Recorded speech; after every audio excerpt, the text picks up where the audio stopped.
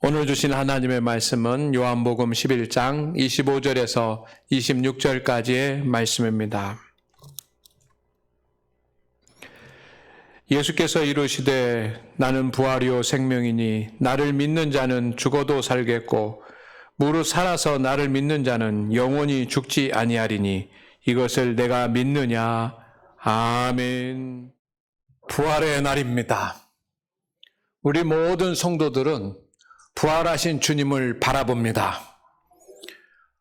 우리 모두 주님의 부활과 함께 부활하기를 소망하는 우리 모든 성도들에게 하나님의 은혜와 하나님의 위로와 부활의 능력이 함께하기를 주의 이름으로 축원을 드립니다.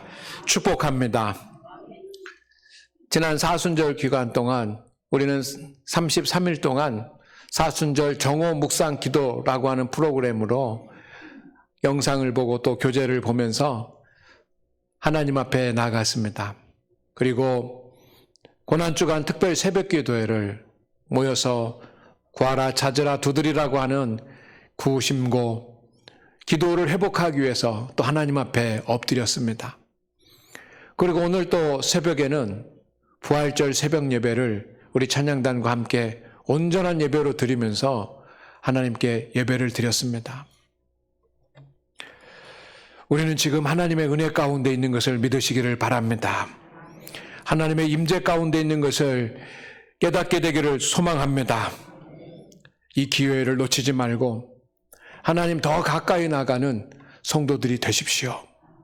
우리의 필요를 채우고 우리의 유익을 얻고 하는 것도 중요하지만 성도 여러분, 이 아름답고 복된 절기에 주님 앞에 더 가까이 나가는 믿음의 은혜가 있기를 소망합니다.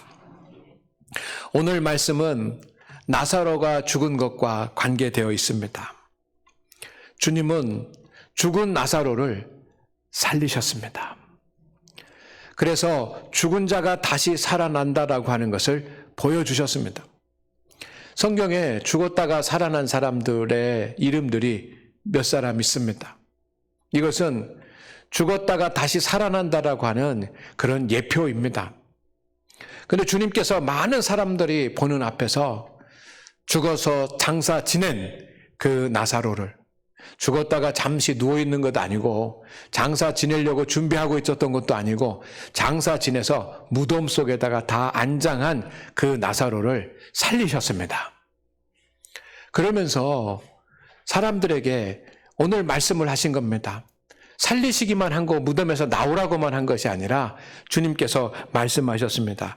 나는 부활이니 부활이요 생명이니 나를 믿는 자는 죽어도 살겠고 주님이 부활이십니다.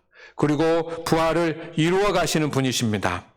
그렇기 때문에 주님을 믿는 자는 죽었지만 다시 살 것이고 부활할 것이라고 주님께서 그 모인 사람들에게 선언하시는 것입니다.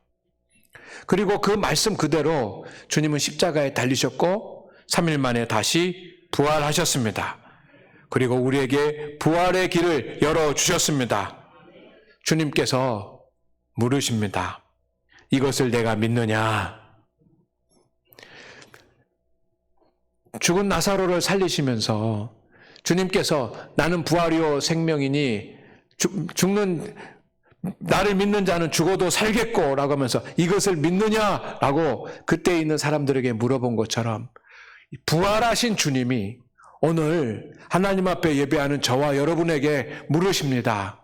이것을 믿느냐? 이것을 믿느냐? 이것을 믿으십니까? 우리는 주님, 부활의 주님을 믿습니다. 주님의 부활은 역사적인 사실입니다. 주님의 부활이 없으면 기독교는 없습니다. 모든 것이 거짓이 됩니다. 나의 믿음도 헛된 것이 듭니다. 그런데 사람들은 잘 믿지 못합니다. 어떻게 사람이 죽었다가 3일 만에 다시 무덤에서 나와서 살 수가 있느냐. 많은 사람들이 그것은 제자들이 지어낸 얘기다. 예수님이 죽으셨는데 제자들이 살아난 것처럼, 부활한 것처럼 거짓으로 꾸며낸 이야기다라고 그렇게 얘기하는 사람들도 있었습니다. 그러나 주님의 부활은 실제로 주님께서 부활하신 역사적인 사실입니다. 그것이 그렇기 때문에 우리에게 의미가 있는 것입니다. 그러면 예수님이 부활하셨다라고 하는 증거가 무엇입니까? CCTV라도 찍어놨으면 좋았을 텐데 그때는 CCTV도 없고 주님께서 부활하셨다라고 하는 증거가 무엇입니까? 교회의 역사 2000년 가운데 예수님이 부활하신 증거가 무엇이냐고 사람들이 물었지 않겠습니까? 그때 교회가 대답한 것들이 있습니다. 여러 가지 예수님이 부활하신 그런 증거들을 말했는데 제가 오늘은 여러분에게 3가지를 소개하려고 합니다. 첫째는 뭐냐면 무덤의 문이 열려 있었다는 것입니다. 여러분, 무덤의 문이 열려 있어요. 왜 이것이 주님께서 부활하셨다라고 하는 증거냐라고 하는 겁니다. 유대인의 무덤의 문은 돌로 막아져 있습니다. 보통 동굴에 그 시신을 안장하고 그 밖에 입구에는 큰 돌로 막아 놓습니다. 그런데 이 돌은 혼자 움직일 수 있는 그런 돌이 아닙니다. 여러 명의 사람들이 함께 힘을 써야지만 되고 사람의 힘으로 안 되고 어떤 기계적인 그런 도구를 사용을 해서 열어야지만 되는 그런 무덤의 문입니다. 그러니 무덤의 문을 한번 열려고 하면 어떻겠습니까? 시끄럽고 요란스럽고 소리가 나고 하지 않겠습니까? 근데 예수님 무덤 앞에 경비병들이 지키고 서 있었습니다. 왜 지키고 서 있었겠습니까? 경비병들이. 사람이 죽으면 이제 그거 십자가 처형하고 나면 그것으로 끝나면 되는데 왜 로마에서는 군인들이 경비병을 통해 가지고 그 문을 지키도록 했겠습니까? 이미 예수님께서 부활하신다. 예수님께서 부활하신다. 그런 소문이 쫙 퍼졌기 때문입니다. 왜? 주님이 말씀하셨으니까요. 그러니까 혹시 모를 그런 일을 방지하기 위해서 사람들이 그 예수님의 시신을 빼돌릴까봐 그것 때문에 경비병들을 세워가지고 무덤의 문을 굳게 지키게 한 것입니다. 그러면 무덤의 문이 열려 있습니다. 주님이 부활하시면서 무덤의 문을 열고 주님이 부활하셨는데 그렇다고 한다면 사람이 그 무덤의 문을 열었으면 어떻게 됩니까? 경비병들이 잠깐 존다고 할지라도 여러분 사람들이 와가지고 경비병 한 사람도 아니고 사람들이 와서 시끄럽게 하면서 그 무덤에 돌을 굴리는데 알아차리지 못할 리가 전혀 없다라고 하는 것입니다. 그래서 경비병들이 모를 일이 없습니다. 그런데 경비병들은 몰랐습니다. 무덤의 문이 열려 있었다. 경비병은 몰랐다. 이것이 주님이 부활하신 증거입니다. 아멘입니까? 두 번째는 예수님의 시신을 찾지 못한 것입니다. 경비병들이 아침에 딱 문을 열어보니까 보니까 무덤의 문이 열려 있습니다. 어떻게 해야 됩니까? 예수님의 시신을 찾아야죠. 빌라도가 명령을 내려서 사형 선고를 해서 십자가에 처형을 했고 대제사장들과 유대인들이 그렇게 막 힘써가지고 주님을 십자가에 달려 죽어서 안장을 했는데 시신이 없어졌습니다. 그러면 어떻게 해야 됩니까? 찾아내야죠. 빨리 찾아내야죠. 누가 찾았습니까? 이스라엘 제사장들이 찾는다고 한다면 못 찾을 수도 있을 것입니다. 그런데 로마 제국이 찾는 겁니다. 로마 제국의 그 군인들과 그 또 우리로 말하면 경찰들과 수사관들이 쫙 퍼져가지고 예수님의 시신을 도대체 어떻게 했을까? 어떻게 예수님 시신이 없어졌을까? 찾아라! 그런 명령을 내려서 찾았겠지 않겠습니까? 그런데 아무리 찾아도 찾을 수가 없었습니다. 이것이 주님이 부활하셨기 때문에 예수님의 시신을 찾을 수 없었던 것인 줄로 믿습니다. 세 번째는 전도가 돼서 교회가 세워졌다라고 하는 것이 예수님이 부활하신 증거입니다. 예수님의 제자들의 전도의 메시지는 하나였습니다. 예수님이 부활하셨다. 그러니까 사람들이 몰려들어가지고 예수님을 믿는 겁니다. 아니 어떻게 예수님이 부활하셨다라고 하는 그 말을 믿을 수 있습니까? 믿지 못할지 않가. 그런데 제자들은 오직 예수님은 부활하셨다라고 하는 말씀만 전했고, 그리고 사람들은 그 말씀을 듣고 주님 앞에 나온 겁니다. 도대체 여기에 어떤 신비가 있는 겁니까? 부활하신 것을 인정하지 않으면 나오지 않았지 않겠습니까? 예수님을 만난 사람들, 부활하신 주님을 만난 사람들이 500명 정도 된다고 그 성경에 기록되어 있습니다. 그런데 그 500명 사람들이 일시에 주님이 부활하신 모습을 보았지 않겠습니까? 그러면 그 사람들이 가서 전했습니다. 예수님이 부활하셨다. 예수님 진짜 하나님의 아들이시다. 라고 전하는 겁니다. 그런데 그 500의 형제들이 다 자기의 가족도 있고 자기의 친지들도 있고 그 사람들에게 먼저 전하지 않았겠습니까? 우리의 친척이 봤고 우리의 형제가 보고 우리 아버지가 보고 우리 어머니가 보고 우리 아들이 보고 우리 딸이 보고 그거 와가지고 진짜 예수님이 부활하셨어 라고 하니까 그 말에 신빙성이 있는 겁니다. 전하는 말에 능력이 있는 것입니다. 그 사람들의 예수 부활의 증거가 역사적인 사실이라고 믿었기 때문에 여러분 복음을 받고 주님 앞에 모이지 않았겠습니까? 부활은 기독교의 교리만이 아니고 부활은 제자들이 그렇게 만들어낸 그 기독교의 그 어떤 그 믿는 바가 아니고 부활은 역사적인 사실입니다. 주님이 부활이 역사적인 사실이기 때문에 오늘 우리에게 의미가 있는 것입니다. 유효한 의미가 있는 것입니다. 영향력이 있는 것입니다. 예수님의 부활을 역사적인 사실로 믿을 수 있기를 주의 이름으로 축원을 드립니다.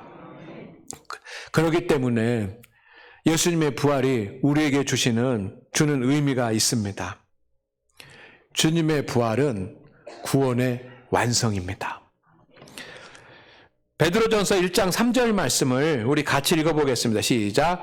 우리 주 예수 그리스도의 아버지 하나님을 찬송하리로다. 그가 많으신 긍휼대로 예수 그리스도를 죽은 자 가운데서 부활하게 하심으로 말미암아 우리를 거듭나게 하사 산 소망이 있게 하시며. 아멘.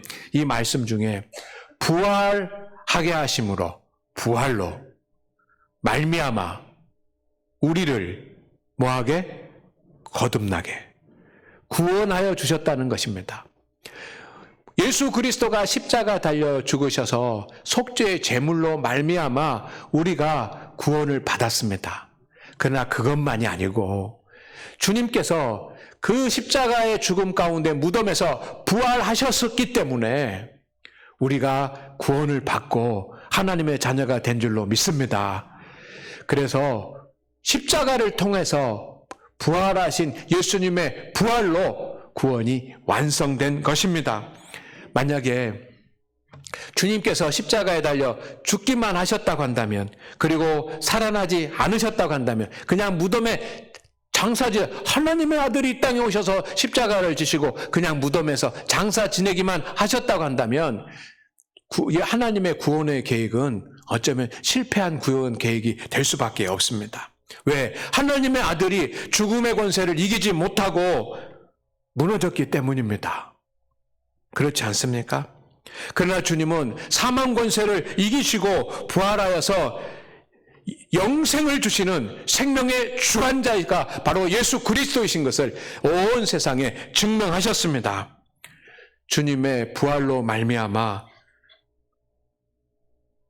주님이 십자가에서 죽으신 그 사건이 속죄의 제물이 된 그런 하나님의 구원의 역사라고 하는 사실이 확인된 것입니다. 그래서 부활은 예수 그리스도의 구원의 완성입니다. 주님의 부활로 말미암아 우리가 구원을 받는 것입니다. 두 번째는 주님은 부활의 첫 열매입니다. 고린도전서 15장 20절 말씀을 같이 읽겠습니다. 시작.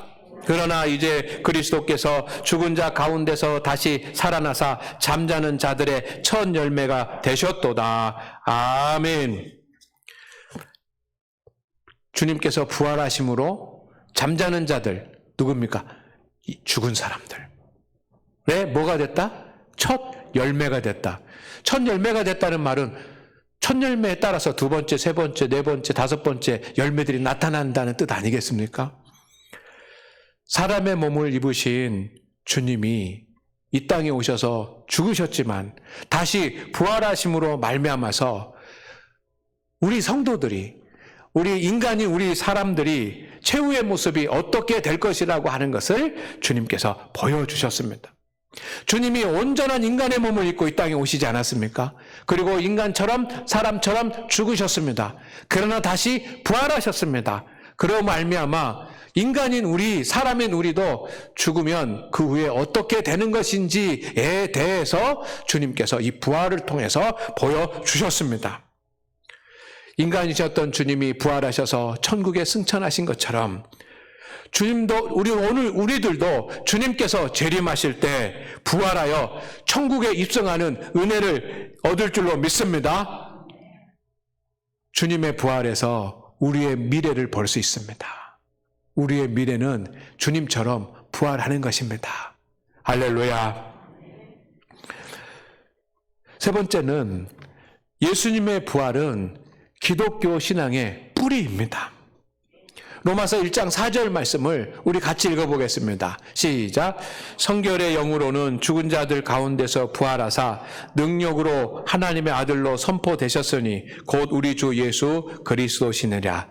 부활하사 하나님의 아들로 선포되셨으니 우리 주시라.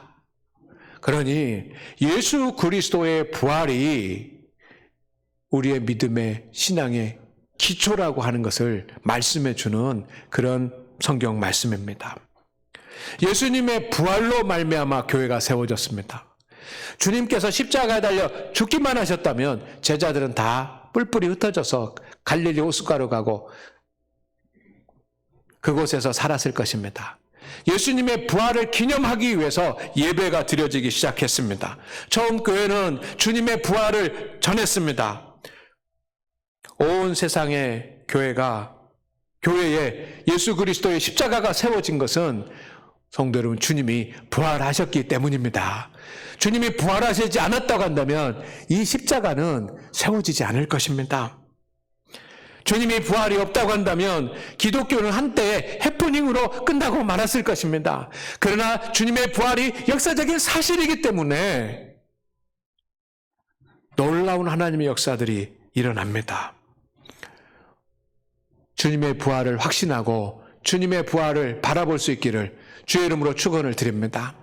주님의 부활을 어떻게 바라보느냐, 주님의 부활을 어떻게 해석하느냐, 주님의 부활을 어떻게 믿느냐라고 하는 것에 따라서 진짜 믿음, 가짜 믿음이 되고 큰 믿음, 연약한 믿음으로 나누어질 수 있습니다. 오늘 부활의 주님, 십자가만 바라보지 말고 부활의 주님을 바라보는 은총이 우리에게 있기를 주의 이름으로 축원을 드립니다. 예수님께서 부활하셨기 때문에 오늘 여러분은 그 부활의 은혜를 입습니다. 저는 그것을 성도에게는 영광의 부활이 있습니다 라고 표현하고 싶습니다. 시작. 성도에게는 영광의 부활이 있습니다. 이것을 믿으십니까? 영광의 부활이 있습니다. 주님이 부활하신 그 부활이 첫 열매이기 때문에 우리도 주님처럼 부활하게 되는 영광이 있습니다. 세 가지를 말씀드릴 텐데 첫째는 뭐냐면 우리는 영생을 얻었습니다. 예수 그리스도로 말미암아 우리는 영생을 얻었습니다. 요한복음 5장 24절 말씀에 내가 진실로 진실로 너에게 이르노니 내 말을 듣고 또 나 보내신 이를 믿는 자는 영생을 얻었고 심판에 이르지 않냐니 사망에서 생명으로 옮겼느니라. 주님께서 부활하심으로 이미 영생의 권리를 얻었습니다. 그리고 영생을 소유했습니다. 우리의 영생의 삶이 시작이 됐습니다. 영생을 언제 누립니까? 내가 주님의 부름 받아서 천국에 들어가는 그 순간부터 영생이 시작이 되는 것이 아니고 이미 예수님께서 부활하셔서 구원을 완성해 주셨기 때문에 내가 예수님을 믿고 주를 고백하고 주님을 영접하고 구원받은 그 순간부터 영생의 삶이 시작이 된 것입니다. 우리는 죽지 않습니다. 영원히 삽니다. 아멘입니까? 그리고 영생을 소유한 사람들이 누리는 은혜와 복을 받는 영광을 누리게 됩니다. 영생을 얻었다라고 하는 신분만 주는 것이 아니라 영생을 얻은 자가 누리는 권세도 하나님께서 주시기 때문입니다. 구원받았지 않습니까? 할렐루야. 하나님의 자녀가 됐지 않습니까? 보혜사 성령님이 여러분을 지키고 계신 것을 믿으십니까? 천국이 보장된 것을 믿으십니까? 주님께서 성령의 능력을 주시고 열매를 거두게 하실 것을 믿습니까? 하나님께서 여러분에게 예비하신 기업이 있습니다. 날마다 생명의 양식을 주십니다. 또 교회에서 직분과 사명을 감당케 하십니다. 영생을 얻었기 때문입니다. 이미 너무도 영광스러운 그런 영생을 우리가 소유하면서 누리고 살아가고 있습니다. 두 번째는 십자가 신앙과 부활 신앙으로 우리는 영적으로 성장합니다. 주님께서 부활하셨기 때문에 십자가의 고난 당하시고 주님이 부활하셨기 때문에 그 주님을 십자가를 믿고 부활을 믿는 우리 저와 여러분이 영적으로 성장하게 됩니다. 로마서 6장 5절 말씀을 보겠습니다. 만일 우리가 그의 죽으심과 같은 모양으로 연합한 자가 되었으면 또한 그의 부활과 같은 모양으로 연합한 자도 되리라. 주님이 십자가에 달려 죽으셨습니다. 우리가 십자가에 달려 죽지 않았지만 주님과 같이 그 십자가에 연합한 자가 되었다는 것입니다. 우리는 부활하지 않았습니다. 그런데 예수 그리스도가 부활하셨는데 부활하신 주님과 저와 여러분이 연합되었다고 말합니다. 주님을 믿음으로 말미암아 여러분 우리는 주님의 십자가와 주님의 부활에 연합한 자가 됩니다. 연합한다라고 하는 말은 무슨 뜻이냐면 접붙인다는 말입니다. 여러분 접붙임이 뭔지 아시죠? 큰 나무에 좋은 나무가 있는데 거기에다가 다른 그 가지를 갖다가 이렇게 붙여 놓는 겁니다. 그러니까 그 접붙임 아닙니까? 우리는 포도나무의 가지입니다. 주님이 포도나무이십니다. 세상 가운데 방탕하게 살고 세상 가운데 살았던 우리가 포도나무신 예수 그리스도 가운데 접붙임이 됐습니다. 그러면 그 접붙여진 그 포도나무에서 양분을 받고 수분을 받고 그래서 자라는 것 아닙니까? 십자가와 부활의 신비도 그렇다는 것입니다. 주님께서 십자가에 달리시고 죽으시고 부활하셨는데 여러분 우리도 예수 그리스도께 접붙여져서 주님의 은혜로 말미암아 주의 말씀으로 말미암아 연합한 자가 됩니다. 연합한 자 두 번째이면은 함께 성장한다는 겁니다. 함께 성장하는 겁니다. 우리의 믿음이 십자가에 달리신 예수 그리스도, 부활하신 예수 그리스도, 우리가 그 안에 있을 때 함께 성장해 나가는 거, 우리는 믿음이 성숙해 나가는 것입니다. 여러분이 십자가와 주님의 부활을 믿으면 주님을 닮은 사람으로 성숙해 가는 영광된 존재가 될 것입니다. 예수님을 닮은 사람이 될 것입니다. 얼마나 영광스러운 일입니까? 할렐루야. 자, 주님이 부활하셨습니다. 그것으로 말미암아 우리는 영생을 이미 얻었습니다. 그 영생을 이미 지금 누리고 있습니다. 두 번째는 우리의 신앙이 성숙하게 됩니다. 주님 앞에 설 때마다 십자가 붙잡고 부활을 바라볼 때마다 우리가 믿음이 성장하게 되는 그런 영광을 누립니다. 마지막 세 번째는 주님 재림하실 때 신령한 몸으로 부활하게 될 것입니다. 여러분, 부활절이 되면 이런 설교들을 많이 했었습니다.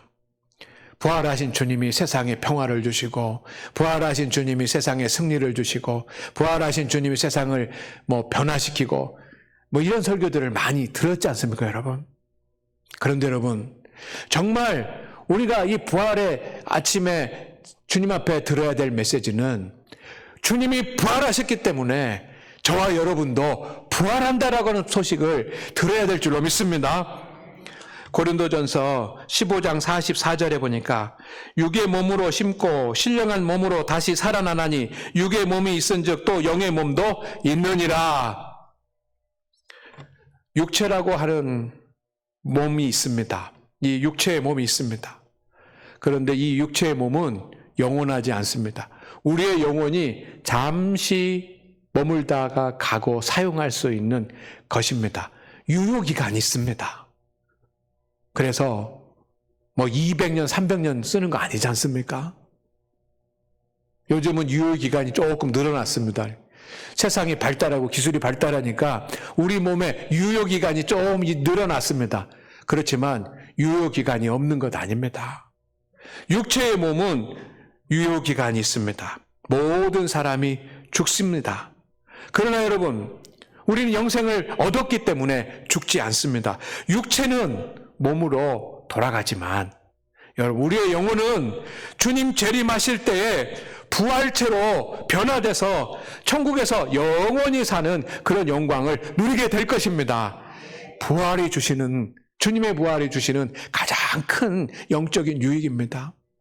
천국에 있는 영혼들, 이미 죽은 천국의 영혼들은 주님께서 재림하실 때, 공중으로 재림하실 때 주님 뒤따라와서 공중에 나올 때 변화된 부활체로 나올 것이고, 땅에서 살아가던 우리가 될지 우리의 후손들이 될지는 모르지만 땅에서 살아가고 있던 그 사람들도 갑자기 후련히 신령한 몸으로 변화돼서 공중에 들림 받을 것입니다.